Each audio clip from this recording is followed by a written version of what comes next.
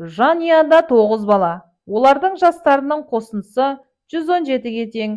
Егер олардың әрбір 3 жылда туылғандары белгілі болса, ең кіші баланың жасын анықтаңдар.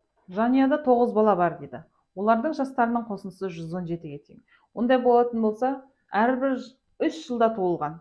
X, бірінші бала X қосылған 3. X қосылған 6. X қосылған 9.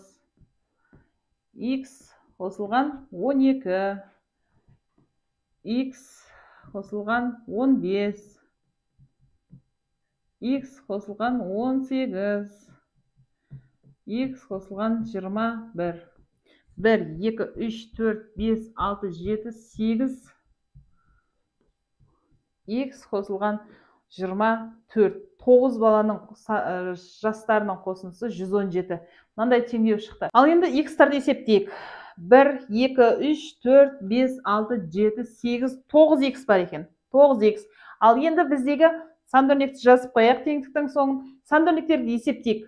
3, 3-ке 6-ны қоссаң, 9, 9-ға 9-ды қоссаң, 18, 18-ге 12-ні қоссаң, 30, 30-ға 15-ді қоссаң, 45, 45-ке 18-ді қоссаң, 63, 21-ді қоссаң, 84, 84-ке 24-ді қоссаң, 108. 117-ден 108-ді азайтсақ, 9. X тең 9-ды 9-ға бөлсек, 1.